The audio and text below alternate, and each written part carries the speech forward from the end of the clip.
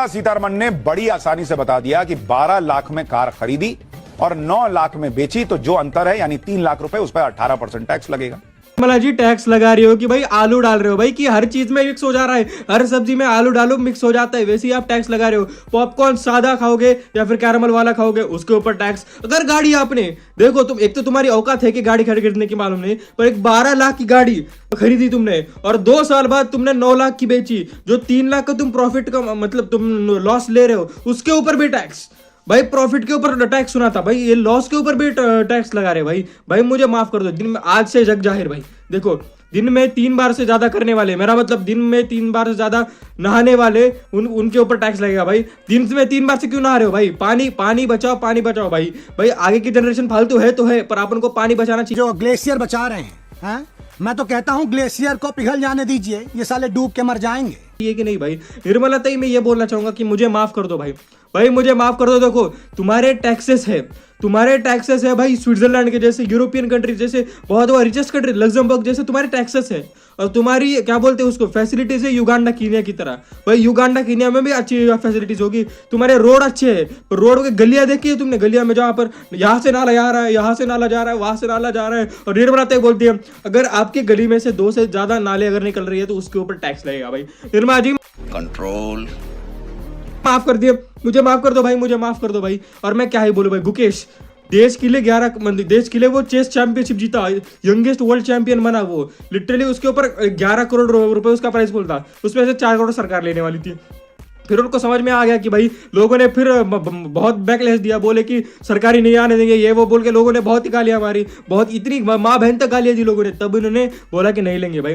गुकेश भाई माफ कर दो भाई, तुम्हारा फैन बेस बहुत बड़ा है भाई। देखो गुकेश भाई से टैक्स नहीं लेंगे, पर गरीब को जो मार रहे ना भाई, देखो अमीर अमीर होता जा रहा है, गरीब गरीब होता जा रहा है, मिडिल क्लास पिस रहा है भाई।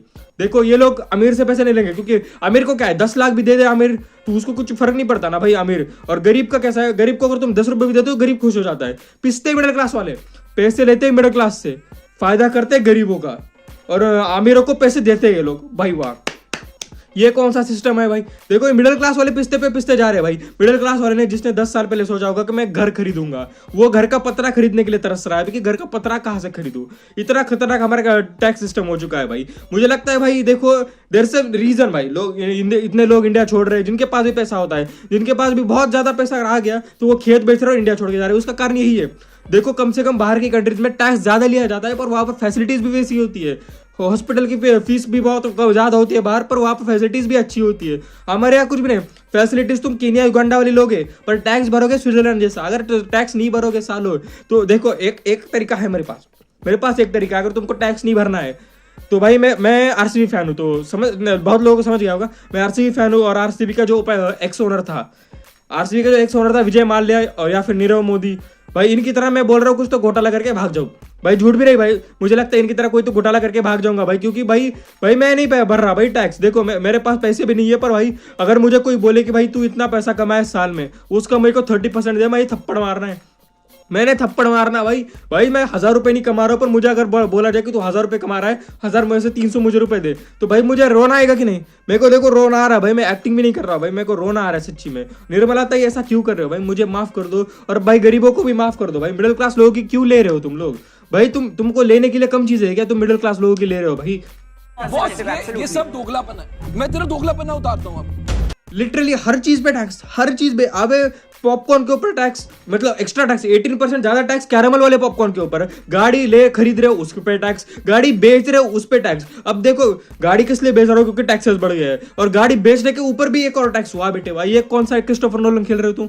ये क्रिस्टोफर नोलन की पिक्चर देख के आओगे क्या ताई? निर्मला ताई आपने क्रिस्टोफर नोलन की पिक्चर देखते हो क्या? तुम ये करो तो उसके ऊपर वैसा टेनेट देख के आओ क्या? वैसे तुम जो भी चीज करो, तुम हागो भी, फिर भी तुमको पब्लिक टॉयलेट में हाग रहे हो, तुमको ज्यादा वहां पर टैक्स देना पड़ेगा। तुमको हर चीज का टैक्स देना, तुम दिन में कितनी सांस लेते हो उसका भी टैक्स देना पड़ेगा 1 साल के लिए। समझ रहे हो भाई? देखो इतना फालतू फाइनेंशियल सिस्टम मैंने नहीं देखा भाई। इंडिया की जीडीपी बढ़ने का कारण यही है कि भाई गरीबों को चूसा जा रहा है।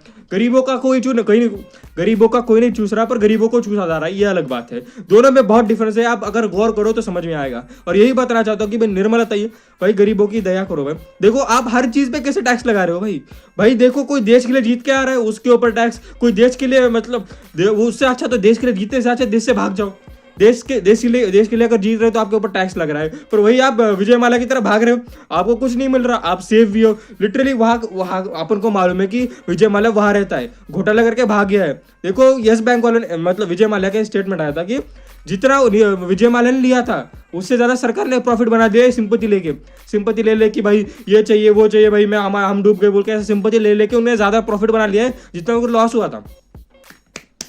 भाई निर्मला था बेस्ट भाई। देखो 1 मिनट साइलेंस मैं इस वीडियो में नहीं रख सकता, पर अभी एक खबर आई है कि हमारे मतलब ex prime minister Manmohan Singh ji अभी नहीं रहे, तो उसके लिए 1 मिनट साइलेंस और रोस्ट ये निर्मला सीतारमण जी का था। और देखो दोस्तों मैं क्या ही बोलूं, अगर मैं ज्यादा बोलने लूंगा तो मुझे लगता है मेरे ऊपर टैक्स लग जाएगा। मैं 2 कपड़े पहन रहा हूँ, ठंडी इतनी बढ़ गई है, उसके ऊपर भी टैक्स लग सकता है। मैं बनियान पहन रहा हूँ, उसके ऊपर भी टैक्स लग सकता है। ये चश्मे के ऊपर भी टैक्स भर रहा हूँ मैं। 200 रुपए का चश्मा है भाई, 200 रुपए का चश्मा है, वो बनाने वाले को लगे, देखो यही समझा था तुम, बनाने वाले को लगेगा 50 रुपए, समझ रहे हो, बनाने वाले को 50 रुपए, वो बेचेगा, वो बेच सकता था 150 रुपए में वो बेच सकता था, पर उसको मालूम है कि टैक्स लगेगा 50 रुपए, तो वो 200 रुपए बेच रहा है। वो भी नहीं चाहता उसका नुकसान हो, और सरकार भी नहीं चाहती उसका नुकसान हो, और ये चश्मा बनाने वाले भी नहीं चाहते उसका नुकसान हो, तो नुकसान किसका हो रहा है?